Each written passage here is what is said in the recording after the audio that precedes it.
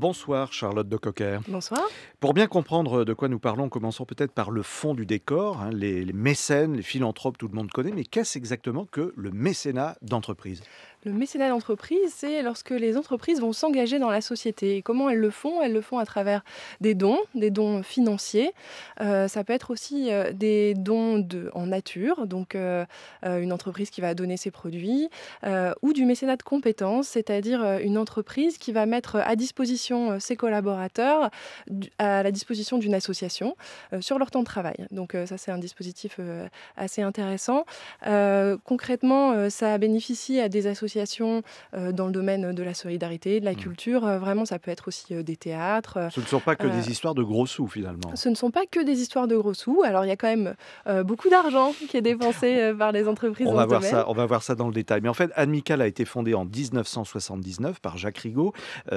C'est un peu le précurseur de l'économie collaborative, non? Ce que l'on appelle aujourd'hui le crowdfunding.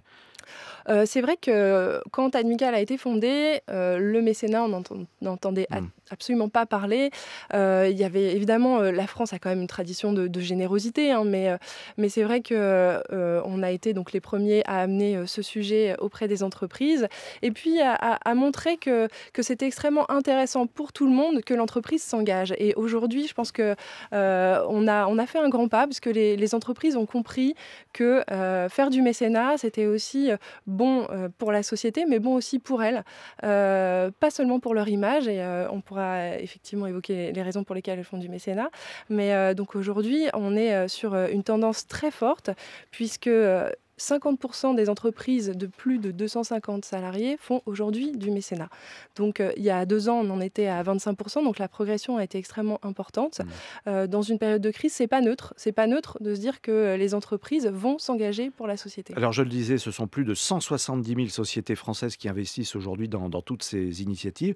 Et les chiffres, les tendances là dont vous nous parlez, sont issus du baromètre biennal. Vous publiez cet indicateur tous les 2 ans. Et là, il montre vraiment une montée significative pour la première fois depuis 6 ans. En gros, les entreprises investissent combien aujourd'hui dans le mécénat? Alors là, si on parle de sous pour le coup. Si on parle de sous, elles investissent 3,5 milliards par an sur le mécénat. 3,5 milliards d'euros, bien sûr. Effectivement, ouais. Et donc, on a fait un bond de 25% en 2 ans sur ce budget du mécénat, donc c'est extrêmement important.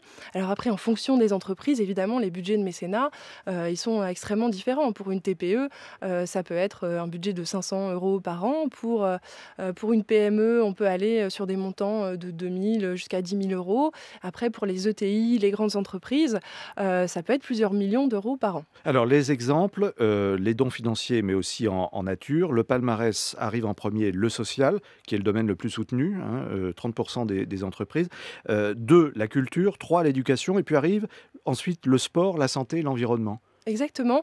Les engagements des entreprises recouvrent vraiment tous les domaines de l'intérêt général. C'est aussi un signe de maturité du mécénat d'entreprise, puisque auparavant, en fait, la tradition était sur un mécénat très culturel, qui est un peu une tradition séculaire du mécénat en général.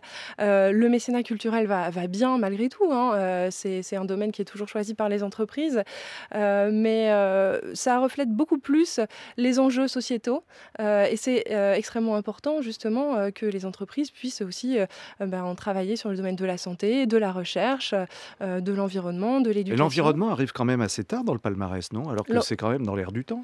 L'environnement arrive assez tard, mais je pense que les entreprises s'engagent différemment pour l'environnement. Il faut rappeler quand même que le mécénat, c'est l'entreprise qui agit vers l'extérieur, qui agit dans la société auprès d'associations ou d'ONG ou de théâtres publics. Mais enfin, concrètement, pour l'environnement, l'entreprise agit davantage sur ses process à elle, en interne, pour améliorer son respect de l'environnement. Il ne faut pas que ce soit du marketing, quoi. Exactement. Et le mécénat, en l'occurrence, n'en est pas, puisque les entreprises communiquent assez peu en externe sur leur mécénat. D'ailleurs, quand on parle de mécénat d'entreprise, généralement, il y a des gros exemples qui nous viennent en tête. On sait que BNP Paribas est un grand mécène, que la SNCF est un grand mécène. Il y a énormément de grandes entreprises qui ont communiqué sur leur mécénat, mais c'est quand même assez discret parce que l'enjeu est ailleurs. L'enjeu est plutôt en interne. Alors justement, quel intérêt ces entreprises ont à se lancer dans cette aventure? Il y a le financement de projets locaux, le potentiel d'innovation aussi. Pourquoi on se lance dans cette aventure du mécénat? On se lance dans cette aventure parce que le mécénat est une vraie source, comme vous le disiez, d'innovation pour l'entreprise. Aujourd'hui, les enjeux pour une entreprise contemporaine, c'est quoi? C'est de recruter des personnes compétentes. On sait qu'il y a une désertion un peu du monde de l'entreprise traditionnelle par les jeunes de la génération Y, mais pas que, qui n'hésitent pas à quitter les entreprises parce qu'il y a une incompatibilité de valeurs avec les entreprises traditionnelles. Ça permet de découvrir des talents, en fait. Ça permet d'attirer les talents et de les garder puisque le mécénat d'entreprise est vraiment aujourd'hui ancré en interne, c'est-à-dire que les collaborateurs participent aux actions de mécénat. C'est Une forme de management, finalement, aussi. C'est ça, quelque ouais, part. une sorte de management par la solidarité. Avantage fiscal aussi, et surtout peut-être? Il y a un avantage fiscal. Donc 60% du montant des dons peut être déduit de l'impôt sur les sociétés dans la limite. Alors il y a une limite de 0,5% du chiffre d'affaires, donc c'est tout petit.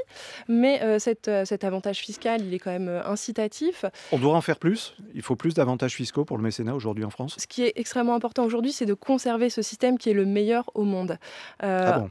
Non seulement le système qui encadre le mécénat d'entreprise est le meilleur au monde, mais en plus, il a fait ses preuves puisque eh bien, la France est en tête sur l'engagement de ses entreprises. Si on compare par exemple aux États-Unis, dont on pourrait croire que les entreprises sont beaucoup plus engagées qu'en France, eh bien, c'est faux. Si on compare les engagements des entreprises au PIB, l'engagement des entreprises françaises correspond pratiquement au double de l'engagement des entreprises américaines. Eh bien, écoutez, je pense qu'on vous a bien apprécié ce soir à Bercy. Merci beaucoup, Charlotte Decocker, déléguée générale adjointe de l'association Merci à Admicale vous. pour le mécénat d'entreprise.